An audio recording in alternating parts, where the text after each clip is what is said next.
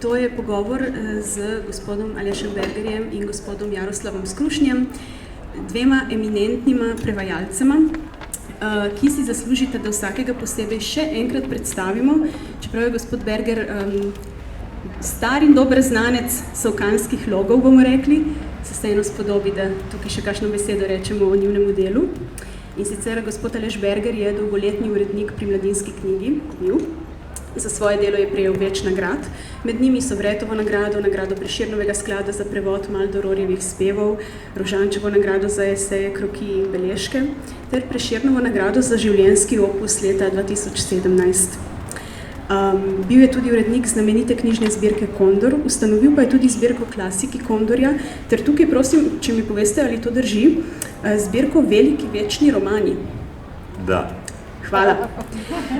Med številnimi imeni, ki jih je prevedel in tukaj ne bi vseh naštevala, bi pa mogoče izpostavila vsaj Kenoja, Becketa, Lorco in seveda Asterixa. In zadnje čase pišete tudi prozo, kaj ne? Spominsko prozo leta 2004 pa je šla prva zbirka kratke proze Zagatne zgodbe. Toliko o Alešu Bergerju, zdaj gospod Jaroslav Skrušnji. Leta 2011 je za prevod Stendalovega življenja Orija Brularja prejel Sovretovo nagrado. Potem leta 2012 ga je francosko ministrstvo za kulturo odlikovalo z redom viteza umetnosti in leposlovja. Prevaja Sartra, Malroja, Camilla Bataja, Brücknerja, Stendala, Blanchoja, Zolaja in seveda Kundero, to je treba izrecno poudariti. Med letoma 1973 in 1991 ste delali kot urednik pri založbi Partizanska knjiga. Potem pa ste bili dolgoletni urednik v kulturnih in umetniških programih RTV Slovenija. Kot zanimivost naj omenim, da ste bili tudi producent prvega slovenskega risanega celovečerca Socializacija bika, kaj ne, iz leta 1998, ki je dobil tudi nagrado Prešernovega sklada. Tako, formalna predstavitev je opravljena. Da se kar lotim mogoče prvega vprašanja, naslov tega pogovora je Naj teče, kajti ideja v ozadju je bila, da dober prevod dobro teče. In tukaj bi se mogoče navezala na eno misel, mislim, da jo je izrekel Boris A. Novak, da če je prevod lep, ni zvest, če pa je zvest, ni lep. Kaj vidva menita o tem, kaj je bolj pomembno, kaj vidva zasledujeta, ko prevajata? Kdo bi začel? Gremo po besedi. Če smem, ne spodobi se, najprej dober dan vsem, ne spodobi se, da vam ogovarjam, ampak močno dvomim, da je to rekel Boris A. Novak. To je ena taka floskula, ki je v zraku že vrsto let, kot traditore, recimo. In jaz o njej sploh ne mislim resno se pogovarjati, ker operira s kategorijami, ki nimajo z literaturo in z literarnim prevajanjem prav nič skupnega. Pravzaprav v celoti se to ponesrečeno reklo glasi, da prevod je kot ženska. No, tako, zamolčali v današnjih časih seveda, da ne bi bilo kaj politično neoportuno, ampak oprostite, meni se zdi to dost neproduktivna tema pogovora. Aha. Ja, jaz k temu nimam kaj dodati, jaz sem tudi, ne vem točno od kdaj, ampak skoraj odkar vem zase, sigurno pa odkar vem za prevajanje, poznam to reklo, to frazo, da je prevod bodisi zvest ali pa lep. Tako da res mislim, da dajmo kje druge zavrati. Hvala lepa. To vprašanje je bilo absolutno mišljeno bolj provokativno, ker to je nekaj, kar se nikakor ne izključuje in mislim, da se vsak človek, ki se sreča s prevajanjem, vsaj na začetku, sreča z eno tako dihotomijo, ne, in se potem začne spraševati o tem pravzaprav in hitro ugotovi, da to ne zdrži vode, če smo že pri temi vode. Pa da nadaljujemo, druži vaju francoščina in tukaj bi pravzaprav vprašala, Kje vaju je našla ljubezen do francoščine, odkot to izvira? Midva sva sicer vrstnika in dolgoletna prijatelja, v osnovno šolo in gimnazijo pa nisva hodila skupaj, tako da jo je našla ločeno. Sam bi lahko rekel, da me je našla po dveh poteh. Moja mati, ki sicer ni bila visoko izobražena in nekaj hodila po francoskem, je se za to malo navdušila in mi prinašala ene plošče, takrat Iva Montana, Edith Piaf seveda. Druga stvar je bila pa profesorica francoščine, ki je bila precej nekonvencionalna, ki je prinašala v gimnazijo antologijo črnske poezije pisane v francoščini in tudi Jacquesa Prévert. In tudi mi je prismolila grajo v eni konferenci, to je takrat pomenilo, da si imel res nezadostno iz tega jezika, ker sem bil pubertetniško vzvišan in se nisem hotel učiti nepravilnih glagolov.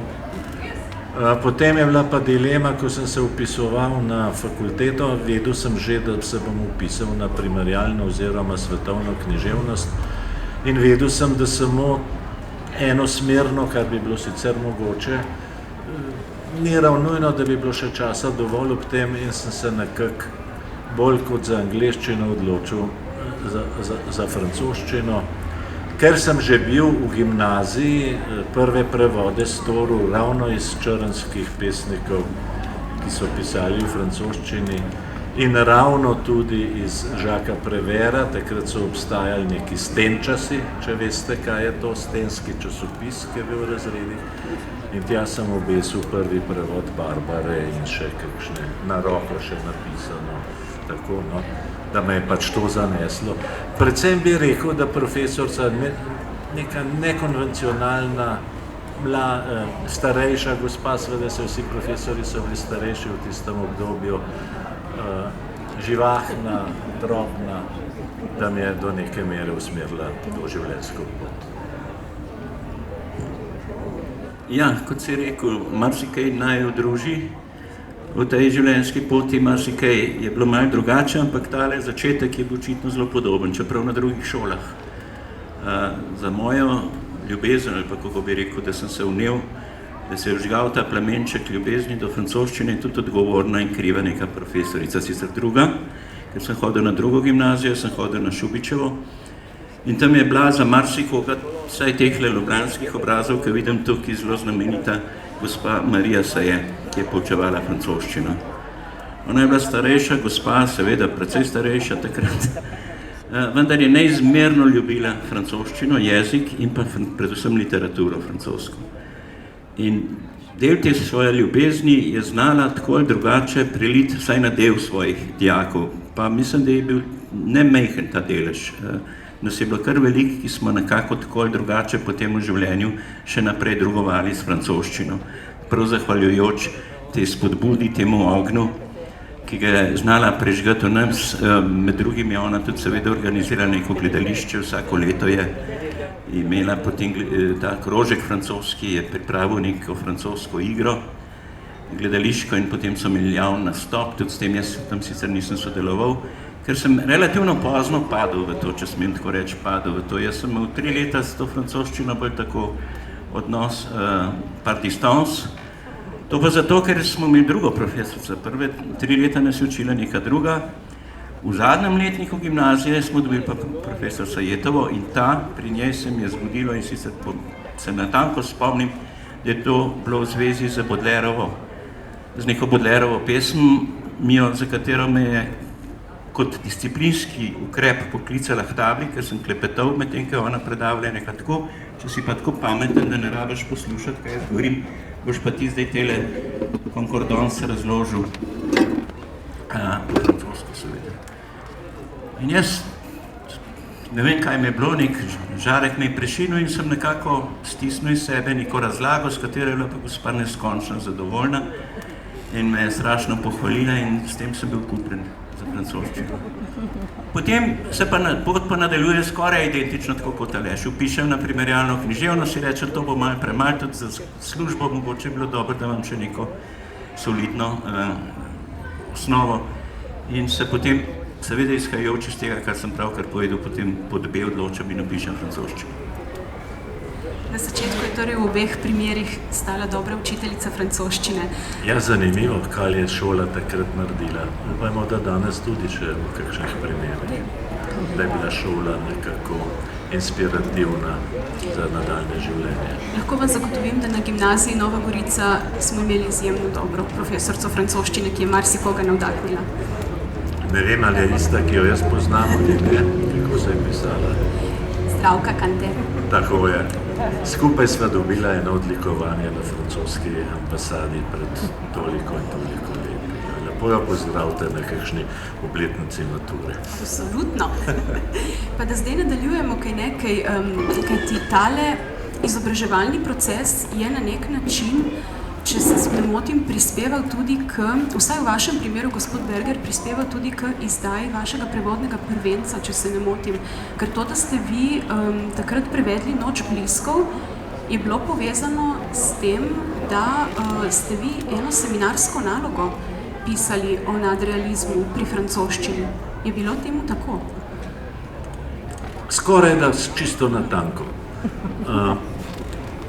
Na primerjalni književnosti sta takrat predavala dva profesorja, ki sta danes seveda legendi, profesor Antono Cvirk in Dušan Perjevc. In Antono Cvirk je razpisal diplomske, ne seminarske, in to je bila razlika, in take klasične primerjalne naslove. En od njih je bil pa tudi francoski nadrealizem in njegovi odmevi pri Slovencih. In jaz sem se ga oprijel prvič, ker sem bil francist, ker ni bilo dosti francoskih naslovov na razpolago, in drugič zato, ker so me takrat, sem že delno pisal kakšne literarne ocene, me je že bolj pritegovalo moderno vrenje v poeziji in prozi, tako da je bil nadrealizem idealna zadeva. Tista diplomska naloga mi je čisto uspela, bral sem jo pred celim auditorijem in profesor Cvirk ni imel svojih običajnih zajedljivih pripomb.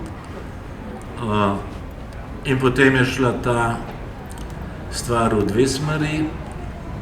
Leta 1974, ko je bila 50-letnica manifesta nadrealizma Andreja Bretona, sem se upogumil in sem uredniku Kondorja tedanjemu predlagal en izbor. In on je to sprejel. To je bilo neverjetno. Najbrž je bila tudi referenca, da sem pri Cvirku diplomiral kar odločilna in sem res naredil ta izbor in prevod.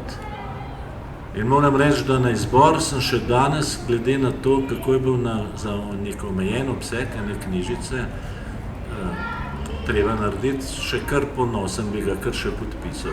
V prevodih, ki so bili pa najbrž obremenjeni z marsikatero začetniško napako, pa ne morem zdaj govoriti, ampak takrat tudi, če nadrealizem v Franciji ni bil kanoniziran, takrat je bilo kar težko dobiti vire.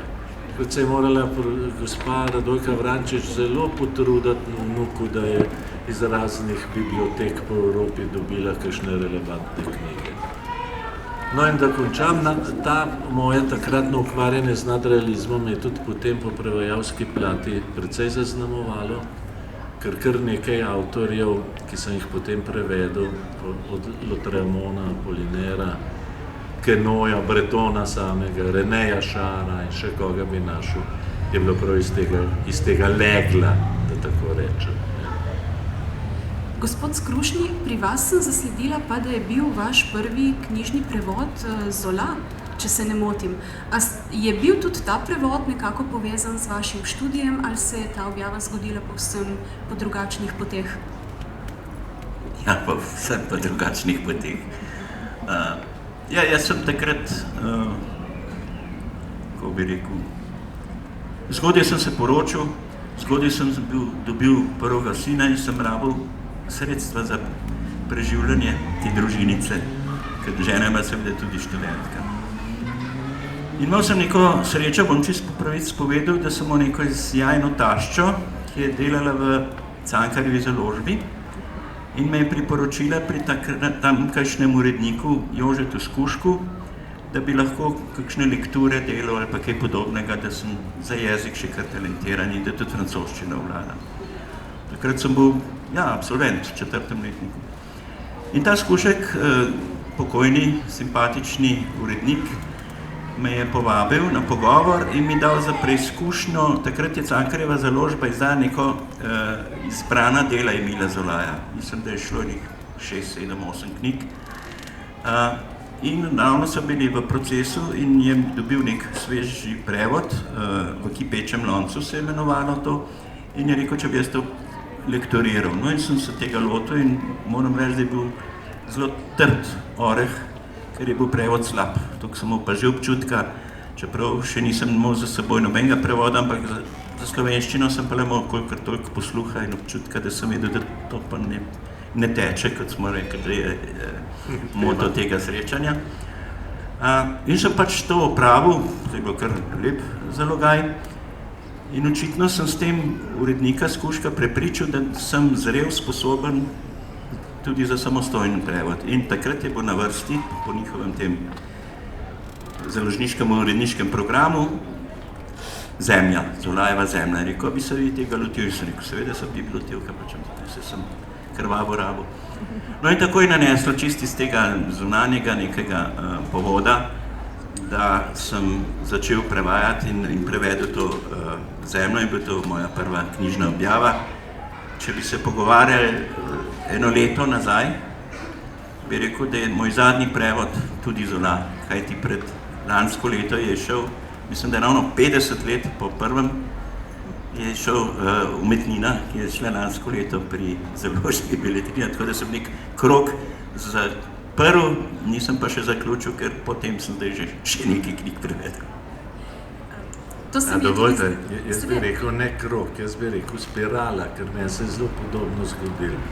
Meni je pa lani šla knjiga zadnji prevod, pesniška zbirka Žaka Prevera Besede, s katerim preverom, kot sem rekel, sem začel v gimnaziji. Sem jaz to gledal kot neko spiralo in seveda res po čudnih spiralah se sukamo, delno po svojih volji, delno nas pa Bog ve, kakšna sila vodi pri tem, brez zamere, da se bo skočil. Sploh ni problema, zaradi tega, ker na to roženje ali spiralo sem se prav želela navezati, ravno pri vas, zato ker se mi je zdelo zelo zanimivo, da ste začeli z Zolajem, potem dolgo nič, potem pa spet ravno pred kratkim, mislim, da je bila letnica 2018 ali 2017, če se ne motim,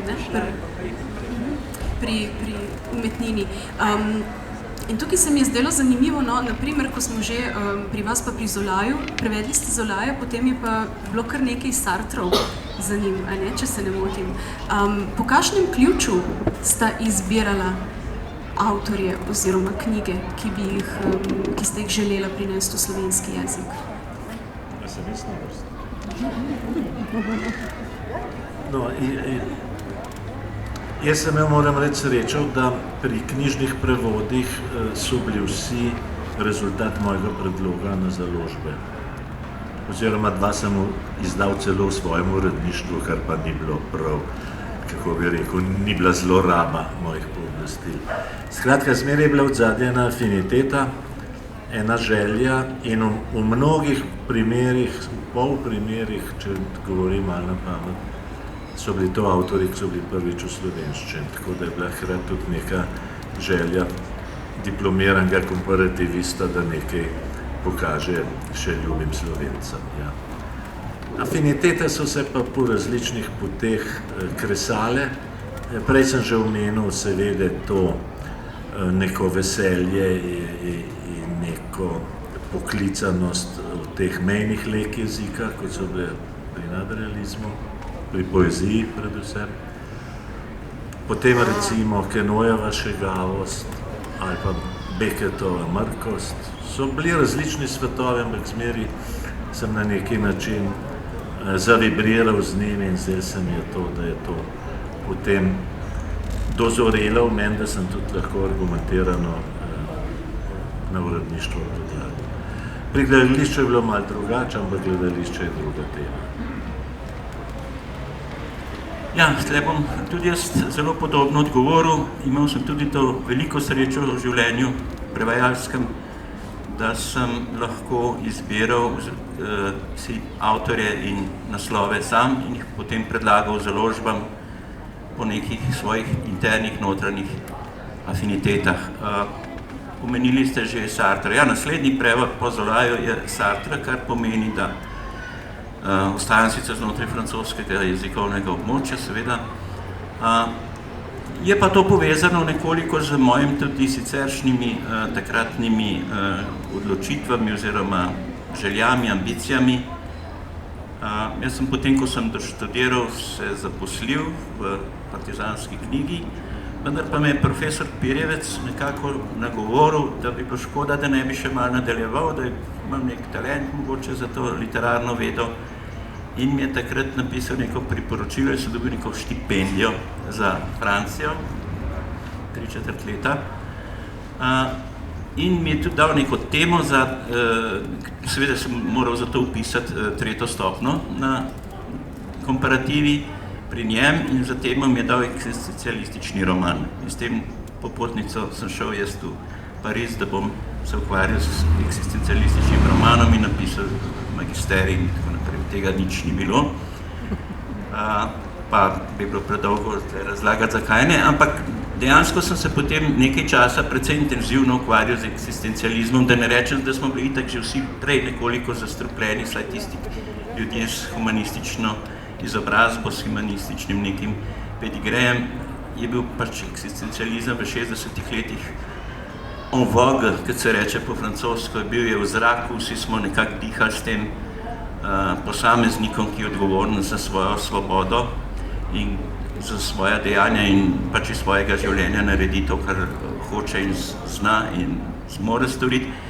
In je nekako se to ujemalo, ta ljubezen, ta nagnjenost, ta afiniteta za ta svetovni nazor, za to filozofsko, pa ne samo filozofsko, to je bilo dejansko neko življenjsko občutje. Eksistencializem ni bila to teorija, to je bilo dejansko način življenja, način mišljenja in seveda tudi način pisanja, ki so ga pač ti avtorji uporabili. Zato je neko obdobje v mojem življenju, ko se intenzivneje ukvarjam z temi avtorji, to je seveda na prvem mestu Sartre, sledi potem moj prvi prevod, ki ga naredim za kolego urednika Aleša Bergerja, za Kondorja in sicer Malerojevi Zavojevalci, potem čez nekaj let še spet za kolego prijatelja Aleša, urednika Kondorja, naredim prevod Kaligule, Kamijevega.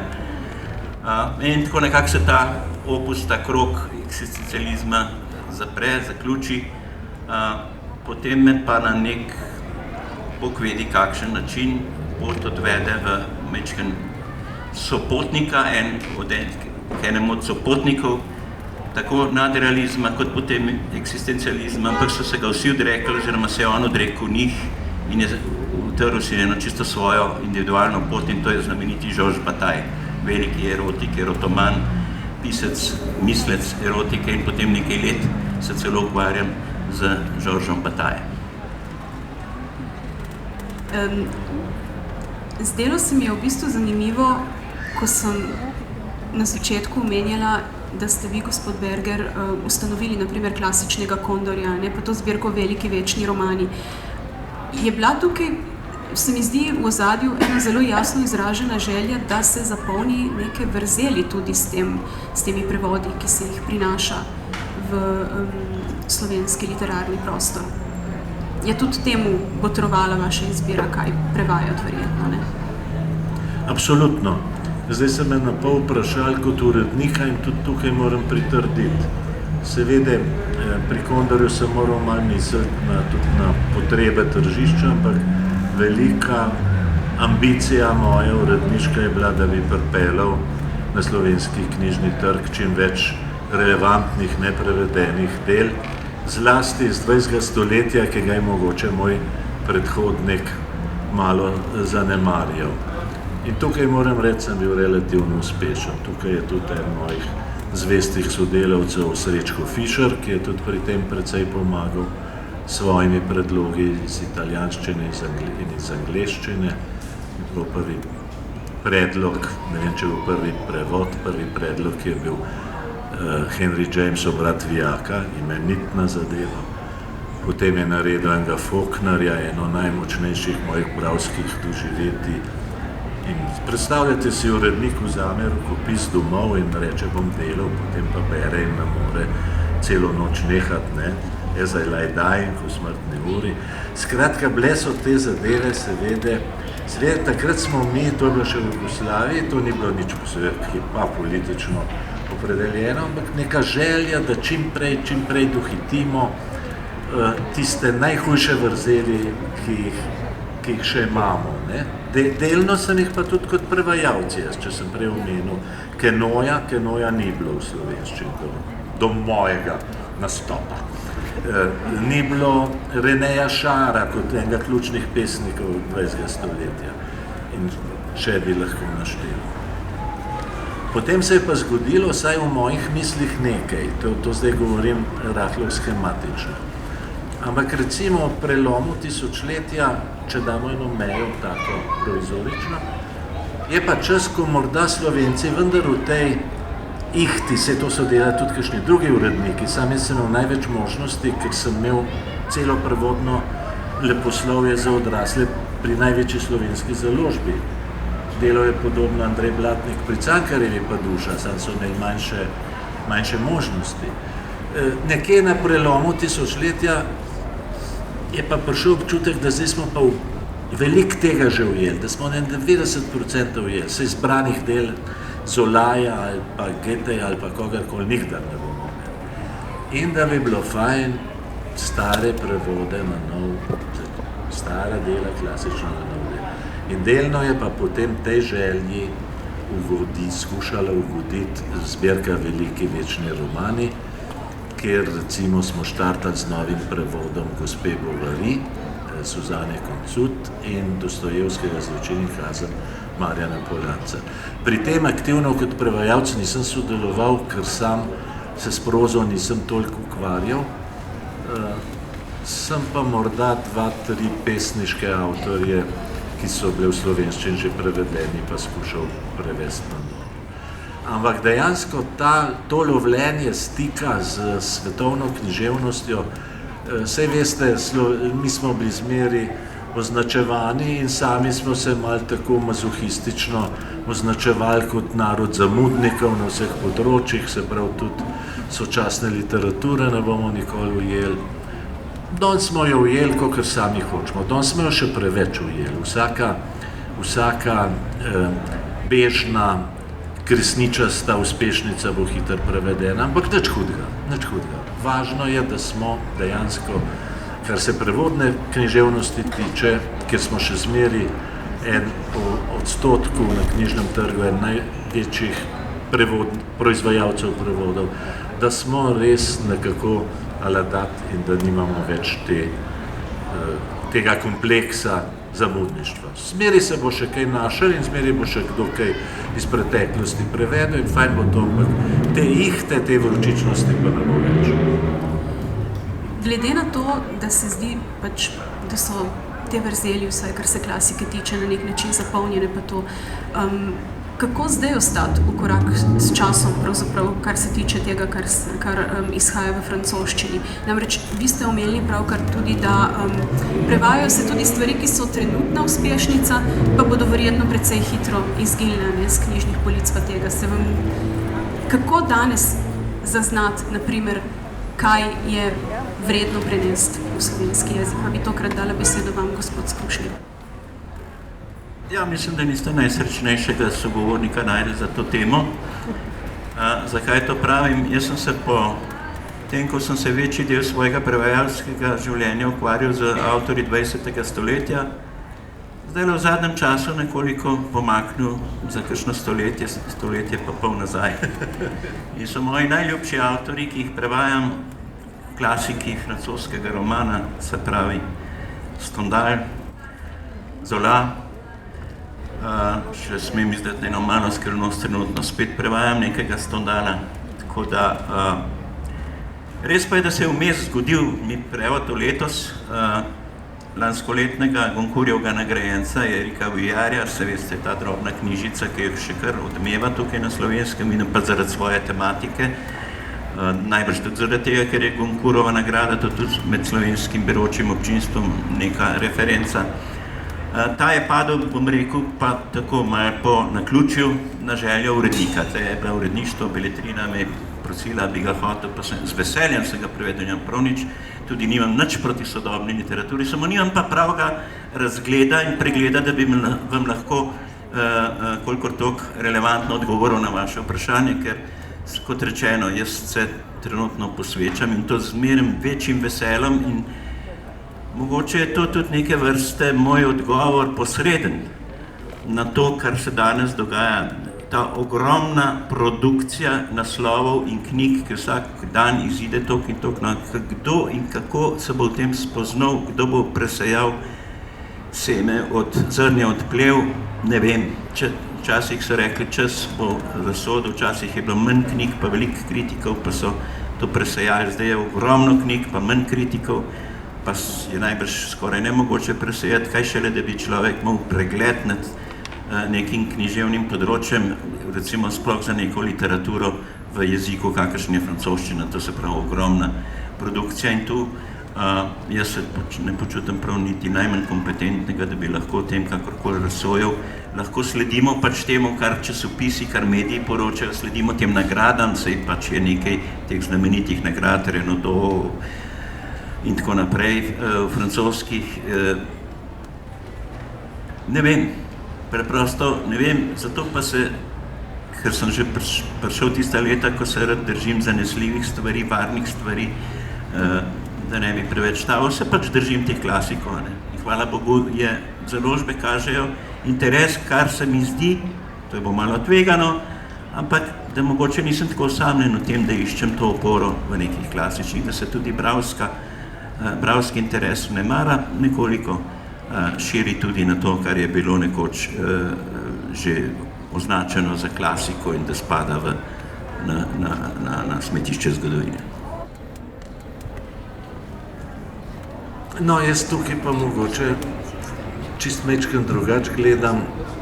Jaz sem še zmeri relativno zvedal, kaj se dogaja. Imam pa to srečo, da grem kar nekajkrat, recimo na vsake 2 leti v Arles, v mednarodno središče književnih prevajalcev. Tam srečam toliko in toliko kolegov, ki niso Francozi, ampak prevajajo iz francoščine.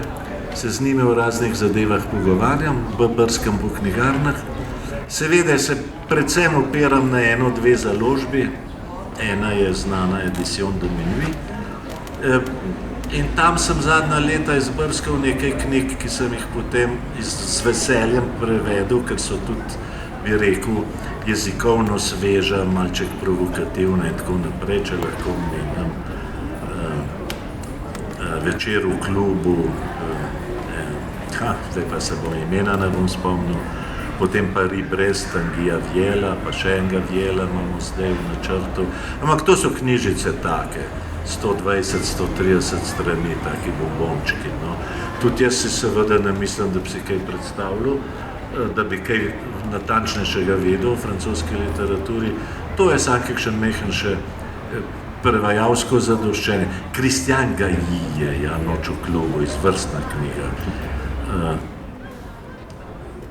O celotnem pregledu nad literaturo enega naroda, kaj šele nad evropsko, kaj šele nad svetovno literaturo, bi vam pa več povedal kakšen moj kolega urednik, čeprav tudi on, tudi delo in način dela urednikov se je od mojih časov precej spremenil, ker zdaj in pa ne da bi jim to govoril kaj zaničljivo, Bog ne dej, ampak približno pol, če ne več programa jim naredijo tuji agenti ali pa lestvice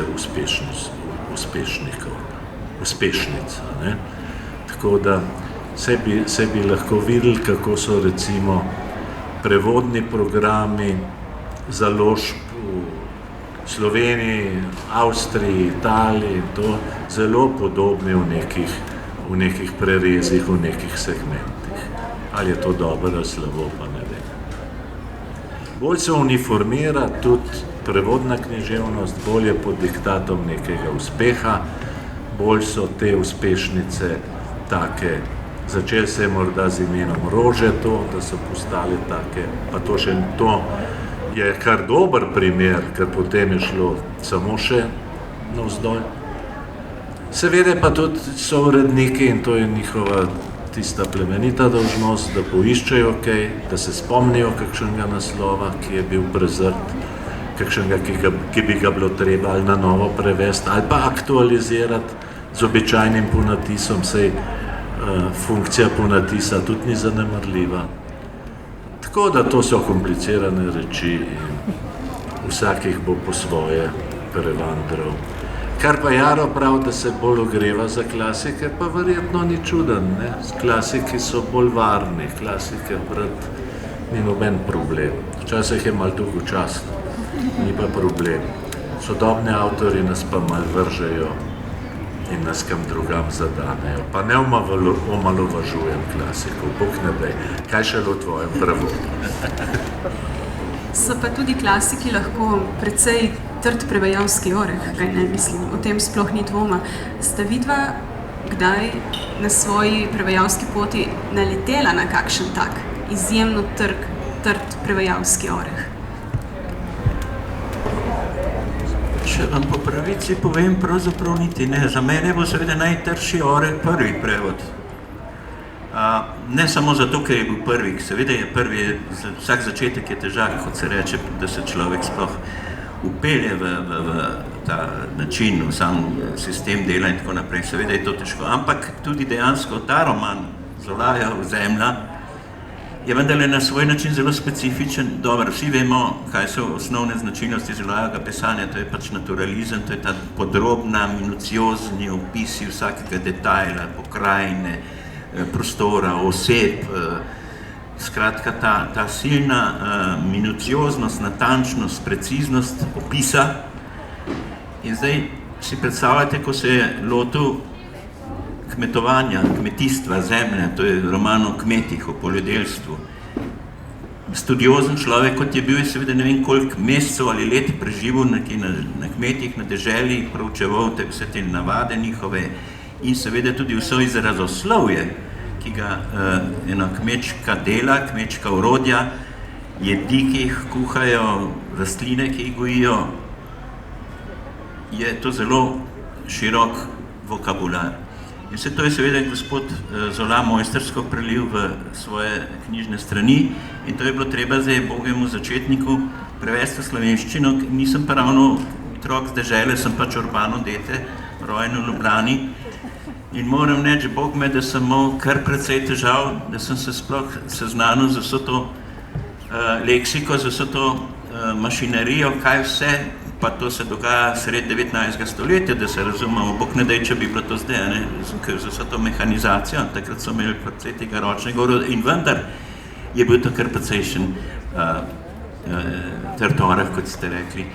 Potem, kasneje pa moram reči, kakšnih prav hudih, imel sem pač srečo, si zbiral take tekste, ne da bi vnaprej vedel, kaj bo zdaj v jezikovnem smislu, ampak na nek način prav posebno hudih težav z jezikom, z formo. Res pa je, da jaz nisem nikdar se loteval takih zahtevnih oblik, kot se je kolega Aleš, se pravi poezije, tudi gledališča in tako naprej. Sem delal sicer nekaj malega za gledališče, samo to je bila zelo tekoča proza, nobenih pesniških, nobenih simbolističnih, nobenih metaforičnih ekshibicij. In sicer sem pa prevajal izključno prozo, tako da jaz s poezijo in njenimi zahtevami nimam izkušenj, no, če sem odkrit. Seveda sem poskusil kot začetnik. Sem, hvala Bogu, dovolj samokritično spoznal, da pač to ni moj cup of tea, kot bi rekli Angleži. In sem se držal proze. Poprostite, preden dam besedo gospodu Bergerju, nekoliko me je vseeno presenetilo, da niste mogoče omenili Blanchoja. Ja, hvala, ker ste me spomnili. Ker se pogovarjam o literaturi, o književnosti, se pravi leposlovju, sem popolnoma spregledal. Seveda Blanchot je pa teorija, literarna teorija, ali esejistika, ali filozofija, če hočete, pravzaprav bi lahko rekli, da je Blanchot filozofija literature.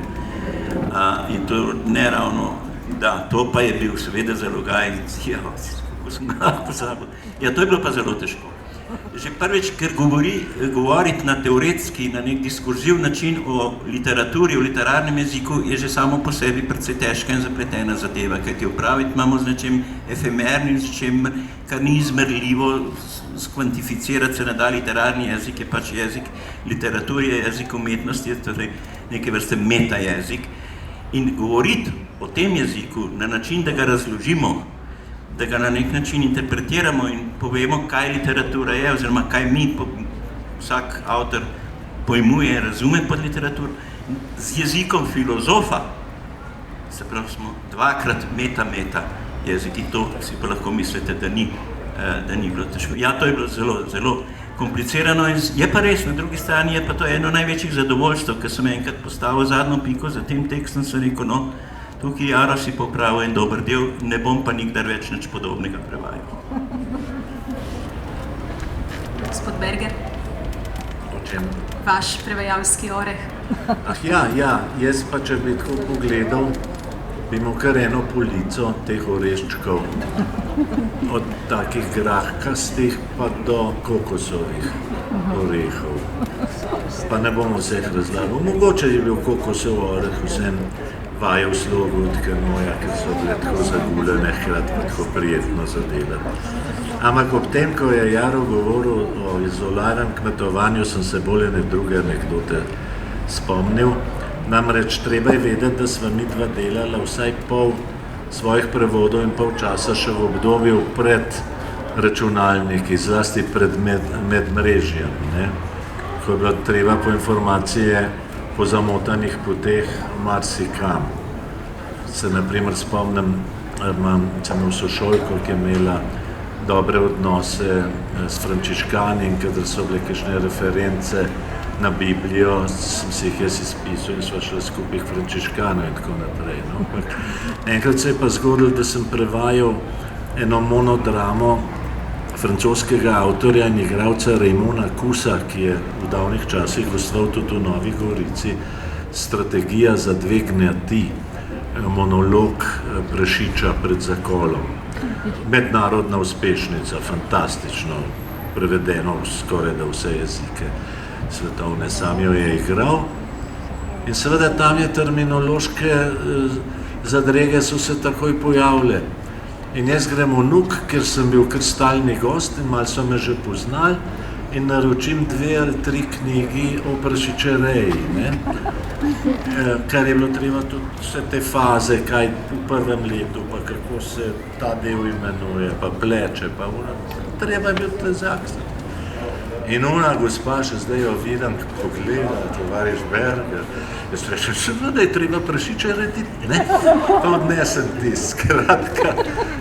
Poznam to, ja, vsej pri marsikje je to, sam zdaj je to res, ne bom rekel enostaven, ampak zdaj treba pravzaprav ne iskati variante, ampak izbirati med množico variant, kogaške takega iskati, ja. Pa ste kdaj naleteli na kakšen tak prevod, ki ste ga bili prisiljeni, na primer, opustiti? Da, eden je bil, ki ga sem bil prisiljen opustiti, ker nisem več videl smisla in tudi sem se zaplezal.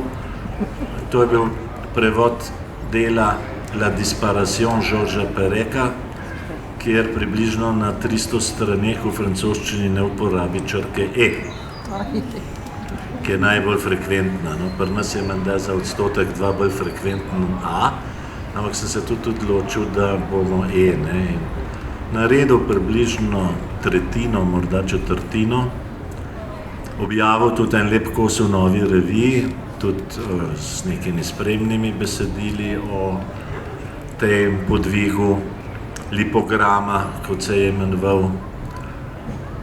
Tudi bral ene 2-krat na javnih večerih Društva prevajalcev, ampak nobenega posebnega odmeva ni bilo, nobenemu se to ni nič zdelo. In potem sem videl, da sem se zaplezal in sem opustil. Morda, če bi bil takrat kakšnih 10 let mlajši, bolj zagrizen, bolj ambiciozen, kot sem bil recimo v času, ko sem prevajal vaje v slogu, bi ga nekako speljal. Nisem prepričan, da bi ga speljal.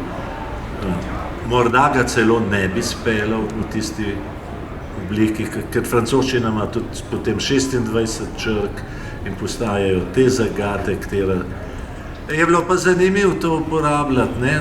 Pravzaprav ti lahko res, če kdo bi od vas poskusil zdaj, ko pridete domov napisati stran 2, kaj sva se tlele pogovarjali in ne bi imeli, in bi si zadali, da ne uporabite črke E, bi videli, da to ni tako hudo. Bi šlo, ne? Malo izumetničen bi bilo, ampak bi šlo. Ampak na daljšo progo, pa kot rečeno, zgovarjal sem se s tem, da ne vidim več smisla, najbrž pa tudi nisem imel več moči in to pomeni, da je bilo to povezano. Recimo na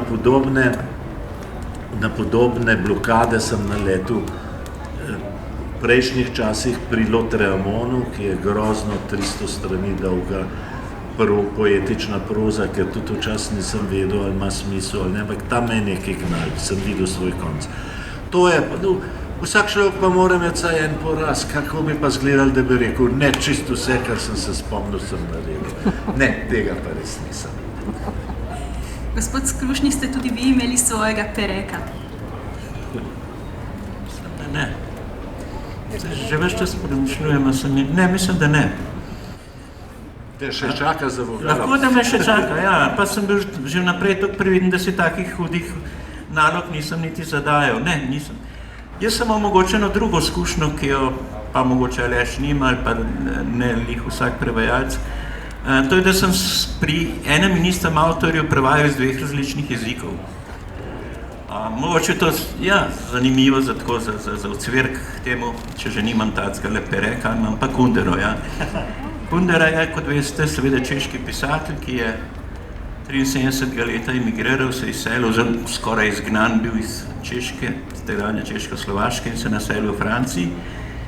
In še naprej potem pisal svoje tekste, romane v češčini do nekega trenutka, ko se je odločil, da zdaj pa on ne bo več češki pisatelj, da že toliko časa živi v Franciji, francoski državljan in da bo postal tudi francoski pisatelj. In to pa je predpogoj, da začneš pisati v francoščini. Se je odločil, že prej je pisal neke eseje,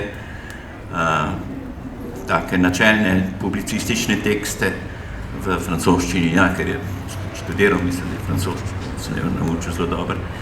Ampak potem v nekem trenutku je pa sklenil, da bo tudi v literaturo, svoj literarni jezik zamenjal in prestopil iz enega jezika v drugega. Nekako je tu v slovenskem naneslo, da sem postal neke vrste njegov dvorni prevajalec od neznosne lahkosti bivanja naprej, kar je spet zasluga prijatelja Aleša, ki je bil urednik te knjige, ki je takrat išla pri Mladinski knjigi. In sva ga lepo sledila, ne, Kundero, dokler je lepo po francosko pisal, oziroma v češčini pisal in za teole je potem išla še Nesmrtnost. Potem sem še po drugih založbah tudi, no, ampak, kot rečeno, v nekem trenutku, bum, škaj je, konc, ne piše več v češčini. Zdaj, meni ni bilo težko v francoščino prestopiti, ker francoščino sem se na vse zadnje na fakulteti učil, češčino sem se pa samo priučil doma. Nimam jaz nobenih kvalifikacij šolskih za češki jezik, je šlo samo za govorico, koliko se je doma deloma govoril, ne prav veliko, ampak vendarle, potem pa prijatelji in tako naprej, druženje s Čehi, skratka neke vrste samouk češčine sem bil, ampak sem se nekako privadil, navadil in sem ga prevajal, zdaj prestopil v francoščino, seveda sem me pa vsi in samega sebe sem tudi Kundero indirektno spraševal, ali je zdaj tu med tema dvema pisatelja kakšna razlika. Seveda je. Odgovor je absolutno ne. Je še on še tako prepričan, načeloma teoretično, kako izjavlja, da je to en in isti pisatelj, seveda ni. Njegova francoščina je kljub vsemu manj sočna, manj emocionalno, bi rekel, močna, kot je bila njegova češčina v literarnem jeziku. Tako da imam to izkušnjo istega pisatelja v 2 jezikovnih legah. Seveda, mojstrovina jezikovna, njegovi teksti ostajajo mogoče še celo bolj preciozni, so te zadnji francoski tekst, sploh ta zadnji, ki rekel, da je to zdaj pa njegovo zadnje delo, to je ta praznovanje nepomembnosti, oziroma slavje nepomembnosti. To je dejansko vaja, neke vrste vaja v slogu, kako jest, kot tujec, sem se tako dober francosk naučil, da lahko napišem eno popolno, kako bi rekel, poigravanje z jezikom. To je neka taka baročna vaja v francoščini, v precioznosti tega jezika, v njenih legah, ki so recimo ne samo pogovore, ampak nekoliko više. To je sicer mojstersko napisano, ampak razen tega, da je pokazal neko veščino jezikovno, pa tiste globine, tiste človeške prizadetosti, tiste eksistencialne zaveze, ki jo imajo njegovi romani napisani v češčini, pa ni več. Oba dva sta prevajala tudi za gledališče, kaj ne? Tudi to je ena od vajinih skupnih točk. Ali k tekstom, ki so namenjeni gledališču, pristopate drugače kot prevajalca pri prevajanju? Ja. Pravzaprav ne pristopam, bolj prisedam, ne, tistim tekstom. Ja, jaz sem to zelo malo začel, delno sem poznal gledališke ljudi, mudil sem se enkrat 3-4 mesece v Parizu in veliko hodil po gledališčih in potem predlagal kakšne reči. In se zgleda, ker potem zadev, da se niso igralci preveč razburjali na prvih bralnih vajah. Ne vem, kako bi rekel, to bo tudi kolega Fischer bi bolj znal pojasniti, kako zdaj pristopam. Seveda je drugo, ne, so različne govorice, so različne osebe. Princip je isti, besedilo moč prenesti, ne. Je pa seveda, eni še bolj zelo razločajo to prevajanje za knjigo, prevajanje za gledališče. Jaz sem zmeraj prevajal, kot bi prevajal za knjigo, ne nobenih adaptacij nisem si dovolil ali pa kaj tacka. Je pa to lepo delo. Potem, ko prideš na generalko ali pa na premiero, ko vidiš, kako je iz tiste ploskovitosti teksta nastal cel svet, si kar presenečen, da si bil mečkan boter pri tem stvarjenju. Ne bi pa mislil, da je kakšen drug pristop. Ravno tako se moraš pozanimati v delu, ravno tako moraš nekako razčleniti njegove slogovne značilnosti. Morda moraš bolj paziti na govorljivost, ampak to je spet zdaj razlika. Govorljivost enega Ljubljančana je drugačna od govorljivosti enega Mariborčana. Ne vem, mislim, da suma sumarom nekih bistvenih razlik ne vidim. Če nisi zraven član ekipe, ki bi že vnaprej se odločil, da boš izvirno besedilo na nek način prilagodil, da bo zadeva morda bolj realistična, bolj na ta način šokantna, bolj uno, bolj tretje, da bi kaj izpostavljal. Ne vem, bistveno razliko. Morda bi se Srečko vedel povedati, ki je tudi delal na vse prozo, poezijo in veliko dramatike. Ja.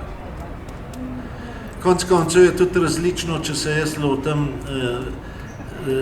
v prozi Becketa ali pa Borgesa, recimo. Razlika je vsak tekst, različen je vsak tekst, za katerega se usedeš. Ti si isti, ampak na drug način se ga moraš lotiti. Saj delno. Zdaj smo se pa že kar zafilozofirali.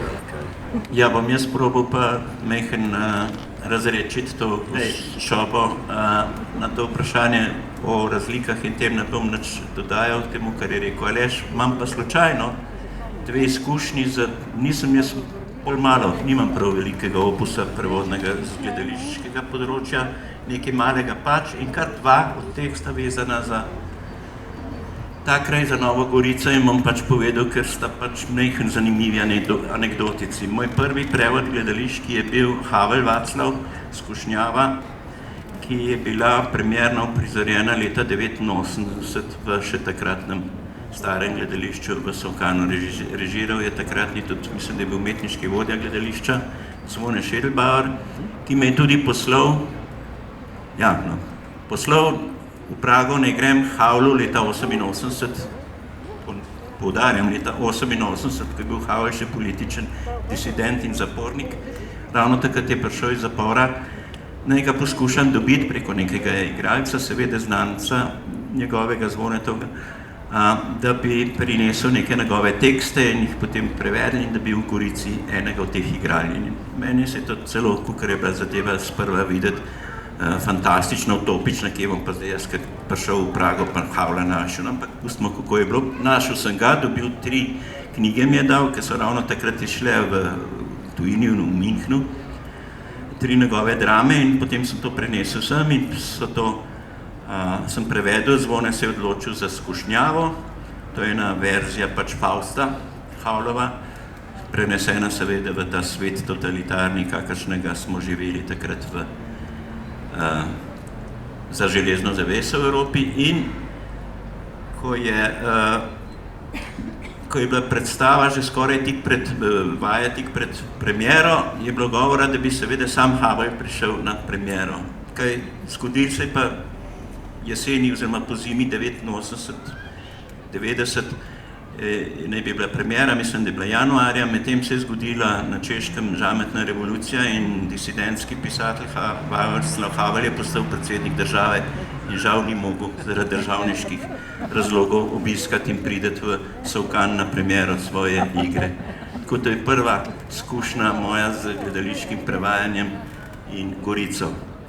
Druga je pa bolj nova, seže pa mislim, da v lansko leto, v lansko sezono, ali pa predlansko, ko me je takratna ravnateljica Neda Bric prosila, če prevedem Havlovo igro Opera za 3 groše, Beraško opero, ki je tudi Havel, ena od verzij, ki jih poznamo, te Beraške opere, je tudi Havlova. Češ, da bo to režiral, če se ne motim, Vito Taufer, tukaj v Gorici. In jo sem seveda z veseljem to prevedel, tudi mimogrede povedano pod črto, gledališki honorarji za gledališke prevode so kar precej bolj spodobni kot pa za knjige, za romane ali pesmi. Jaz sem to seveda naredil in potem z radovednostjo in nestrpnostjo pričakoval novic, kdaj bo premiera in tako naprej. In tako kakšen mesec ali koliko pred premiero me sporoči, pa mislim, da med tem že niti ni bila več Neda Bric, ampak mi je Martina Mrhar sporočila, joj, gospod Skrušnji, oprostite, veste, ampak mi ne bomo igrali vašega prevoda oziroma Havlove Beraške opere, ampak se je Vito v zadnjem trenutku odločil, da bo delal enega, mislim, prav originalno, tisto angleško prvotno verzijo. No, tako da spet ni bilo s Havlom in Gorico nič, oziroma z mano Gorico in Havlom ni bilo nič. Predstava je bila, mislim, da je bila celo uspešna, ne vem, nisem šel potem, ker sem bil malo žalosten, da premiere pač prevedel sem, premiere pa ni bilo toliko. Zdaj ima gledališče verjetno dolg, kaj ne zdaj izpolniti. Mislim, da je čas, da predamo besedo publiki. Ima še kdo kakšno vprašanje?